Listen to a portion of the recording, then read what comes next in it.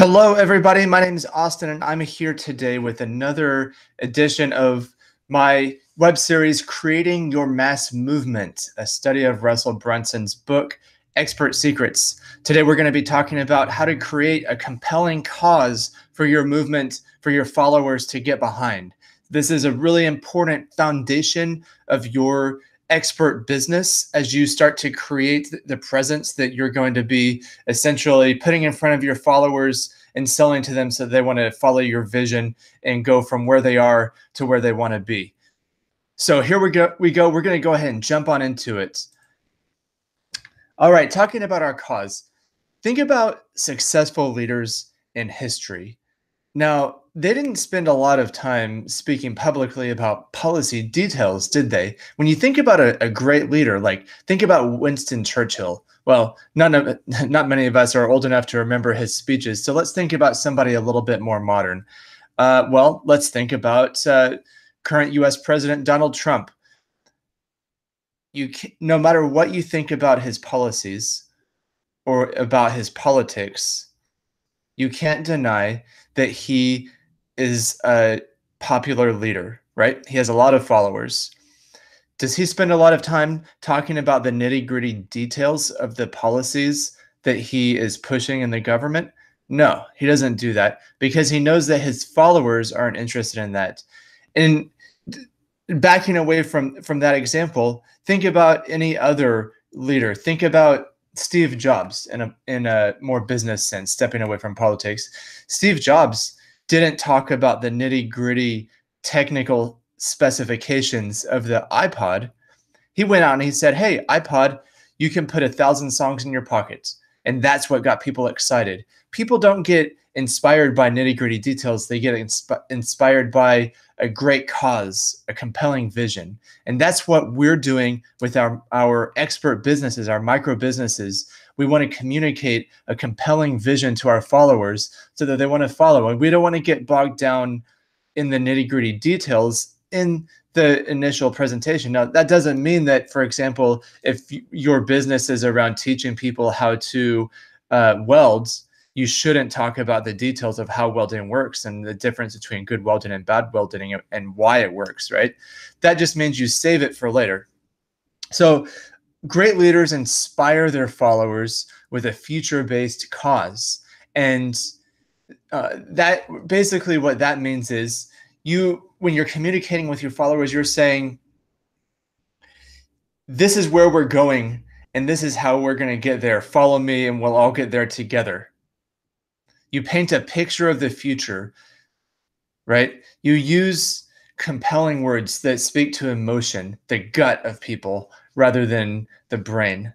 Not that you shouldn't speak with intelligence, but think about the emotion more than the technical detail when you're out there trying to attract followers to your movement, right? People choose whether to follow or not based on whether that vision speaks to them. And you want people to join your movement that really feel compelled to follow your vision. You don't want the wrong type of people to join your movement, right? So that's how we go forward, by being compelling, by speaking with emotion to emotion, and attracting the right kind of followers with our future-based cause. Now, all mass movements are built on hope. This is one thing that Russell talks about in his book, and I tend to agree with. Think about some examples. Let's look at President Obama with our theme of presidents here in this episode. President Obama's main message was about hope and change. He wanted people to know that their situation didn't have to be permanent, that it could change, and if you had hope, then you could do that. Think about Star Wars, right? Everyone loves Star Wars. It's about a ragtag group of rebels that challenge the great empire, right? And in the scene in the picture here, it's Princess Leia, and she's saying, "Help me, Obi-Wan Kenobi. You're my only hope." And in the newer episodes of Star Wars, there's also that theme of hope, about how all a rebellion has is hope. They don't have great resources. They don't have great power, but they have hope. And a lot of times that's enough. If you can inspire hope in your followers, oftentimes that will overcome any resistance or challenges that they may have had before. Even in religion, we find hope. The major religions of the world don't rely on concrete scientific evidence for people to go to the church and follow their message. It's all about faith, which can be interpreted as hope.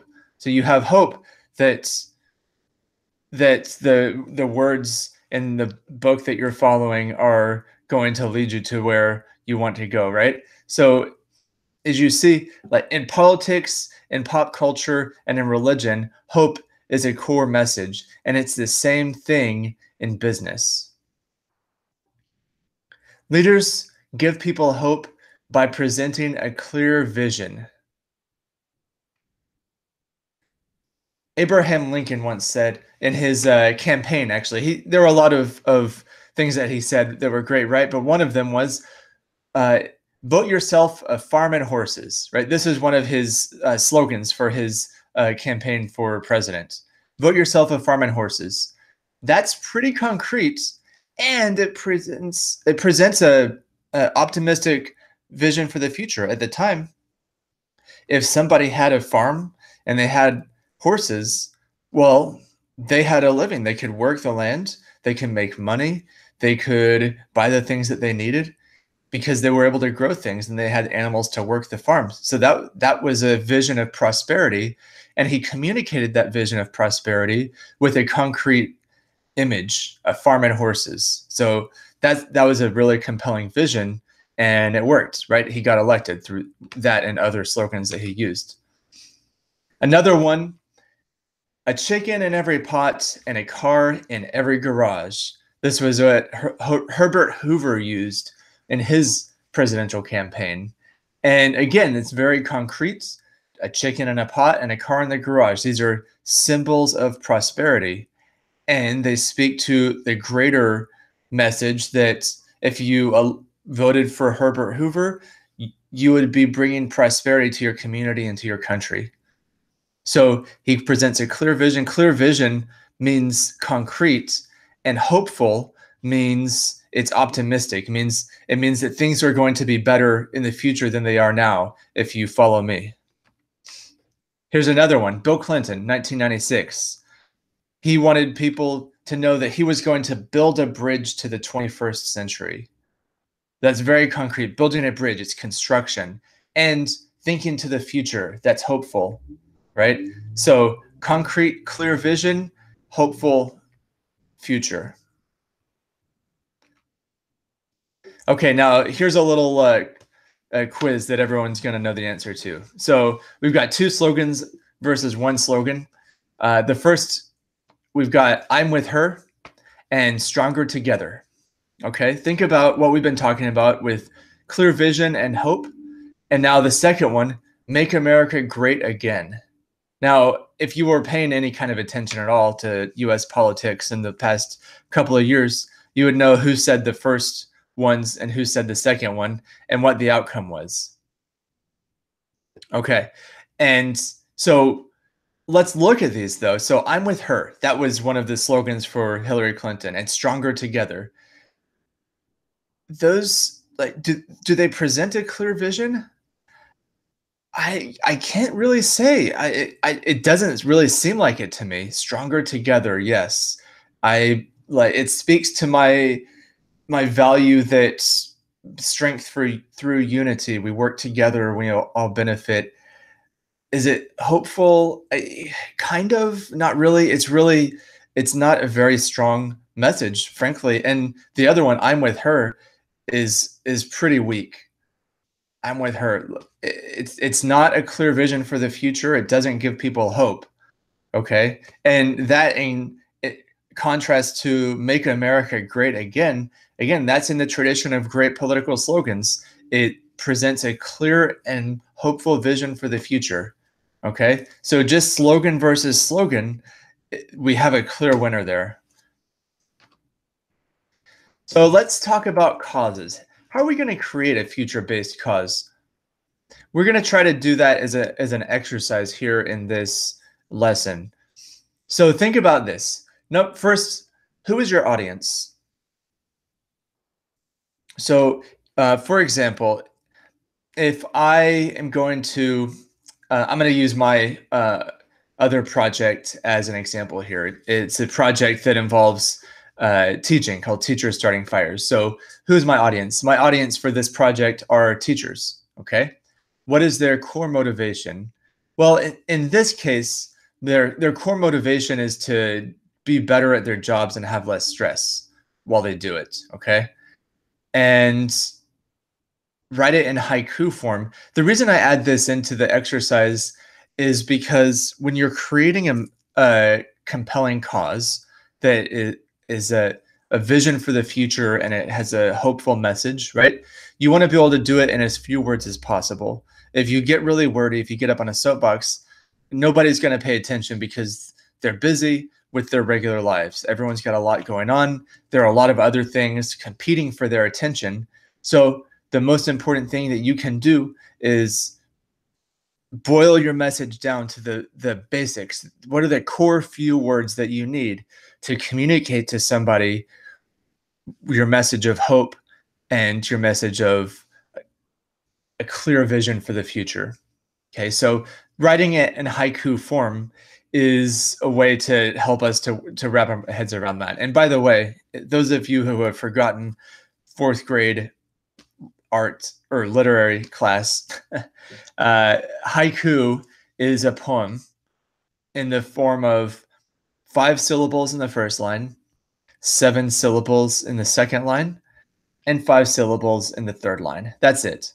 Usually a haiku, traditionally, they revolve around a theme of nature. Now we're going to take it into the modern realm and have a modern haiku. So you don't necessarily need to include a nature theme, although you can if you feel inspired to and if it's appropriate to your message. So let's think about that. If you're listening live, you can go back and do this or do it really fast. It takes a little bit of thought, though. What I would recommend is wait until the end of the presentation, or if you're watching the replay, just hit pause right now and write out your haiku.